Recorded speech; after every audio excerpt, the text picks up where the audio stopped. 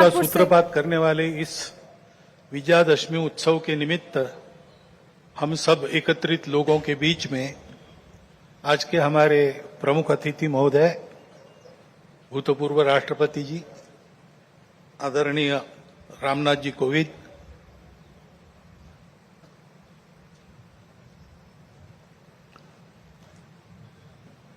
विदर्भ प्रांत के माननीय संघचालक जी, माननीय सहसंघ चालक जी, नागपुर महानगर के संघ चालक जी, उपस्थित अन्य अधिकारी वर्ग,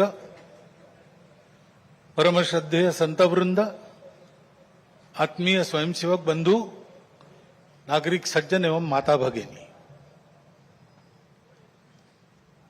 यह वर्ष श्री गुरु तेग बहादुर जी के बलिदान का 350वां वर्ष इस नाते और संपन्न होगा।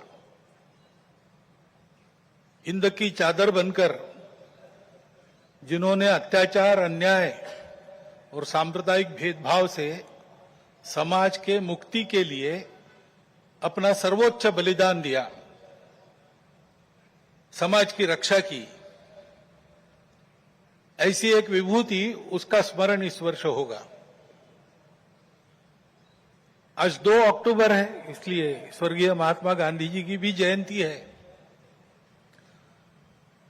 अपने स्वातंत्र्य की लड़ाई में उनका योगदान तो अविस्मरणीय है,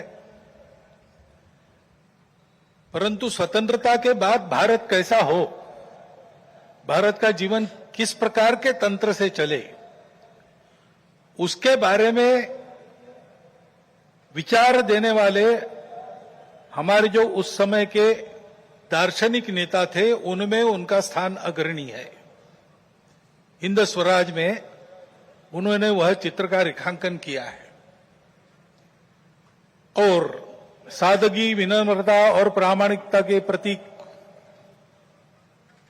और जिन्होंने देश के लिए अपने प्राण अर्पण किए, ऐसे स्वर्गीय लाल बहादुर शास्त्री जी, उनकी भी आज जयंती है। भक्ति, समर्पण और देश सेवा के ये उत्तुंग उदाहरण व्यक्तिगत और राष्ट्रीय चारित्र कैसा होना चाहिए, इसके आदर्श हमको मार्गदर्शन करते हैं। और आज की परिस्थिति का अगर हम विचार करते हैं तो हमारे ध्यान में आता है कि यह परिस्थिति भी हमसे इसी प्रकार के जीवन की अपेक्षा कर रही है। परिस्थिति एक सी नहीं होती, अनेक रंगों की होती है।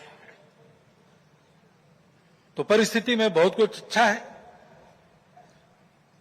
इसलिए बीता कालावधि 1 वर्ष का हमारी आशाएं और विश्वासों को भी दृढ़ करता है, और हमारे सामने पुरानी और नई जो चुनौतियां उपस्थित है, उनको अधिक स्पष्ट करने वाला भी वही कालावधि है। जैसे प्रयागराज में एक विशाल महाकुंभ हुआ, आधुनिक व्यवस्थापन के सारे कीर्तिमान तोड़कर एक जागतिक विक्रम तो उसने प्रस्थापित किया ही, लेकिन संपूर्ण भारत में श्रद्धा और एकात्मता की एक लहर उसने दौड़ा दी। पिछले साल एक दुर्घटना पहलगाम की भी हुई, हमला हुआ सीमा पार के आतंकियों के द्वारा, 26 भारतीय नागरिकों की उनका धर्म पूछकर हत्या की। लेकिन उसके चलते सारे देश में प्रचंड दुख और क्रोध की लहर पैदा हुई।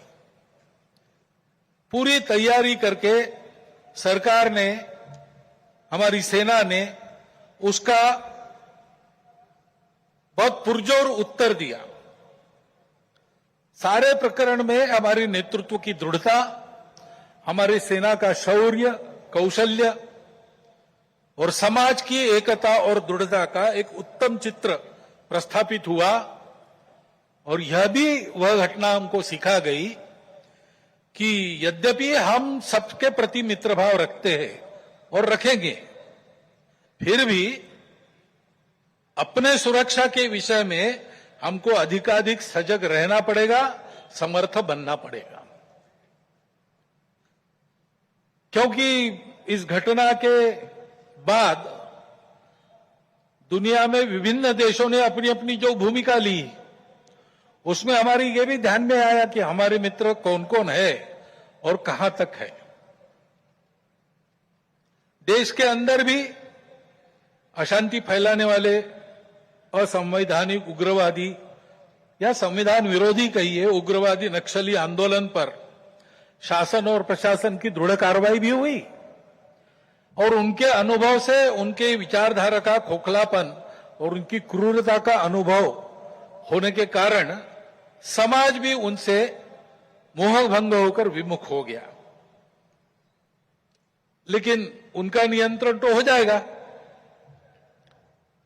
परंतु अब ये उस क्षेत्र में एक बड़ी जो बाधा थी वो दूर होने के बाद